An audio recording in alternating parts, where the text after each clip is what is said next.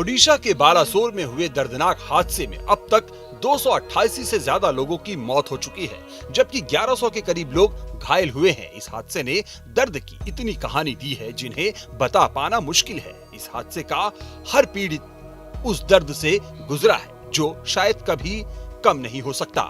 हादसे के बाद कई ऐसी तस्वीरें आई जिन्हें देखकर हर कोई सहम गया। कोई अपने अपनों को अस्पतालों में ढूंढ रहा था तो कोई मुर्दाघर में।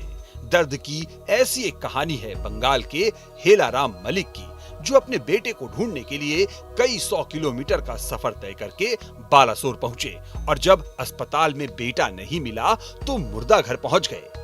आगे क्या हुआ हम आपको बताते हैं। अंग्रेजी अखबार टाइम्स ऑफ इंडिया में छपी खबर के मुताबिक हेलाराम के बेटे बिस्वजीत मलिक कोरोमंडल एक्सप्रेस में थे।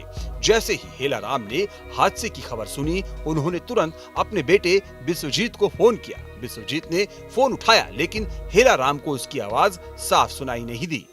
वो कराह रहा था। हेलाराम तुरंत एक एम्बुलेंस ड्राइवर और अपने बहनोई दीपक दास को लेकर बालासोर के लिए रवाना हो गए। उन्होंने उस रात 230 किलोमीटर से ज्यादा का सफर किया, लेकिन बालासोर पहुंचने के बाद उन्हें उनका बेटा किसी भी अस्पताल में नहीं मिला।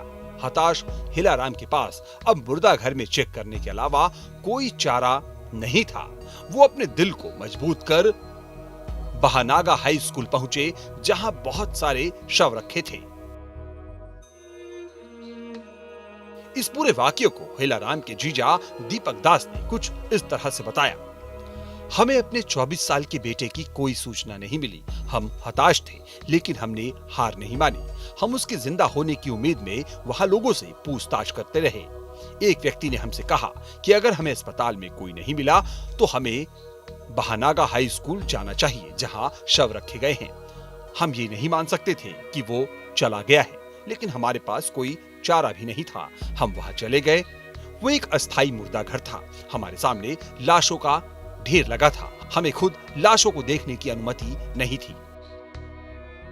दास ने आगे बताया, थोड़ी देर बाद जब वहां किसी ने देखा कि एक शव का हाथ हिल रहा है तो हंगामा मच गया। क्योंकि हम वही थे, इसलिए हमने देखा कि ये हाथ बिस्वजीत का था, जो बेहोश और बुरी तरह से घायल था। हम तुरंत उसे एम्बुलेंस में बालासोर अस्पताल ले गए, जहां उसे कुछ इंजेक्शन दिए गए। उसकी हालत को देखते हुए उन्होंने उसे कटक मेडिकल कॉलेज अस्पताल रेफर कर दिया।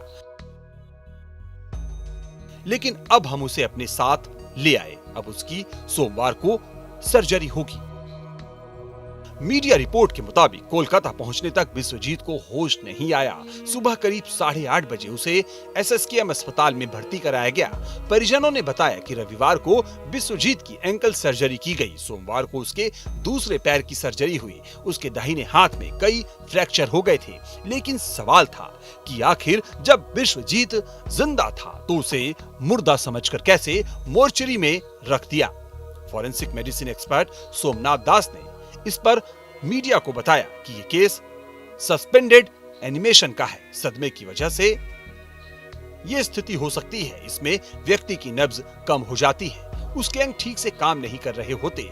ऐसी स्थिति में कुछ समय के लिए अंग शिथिल हो जाते हैं।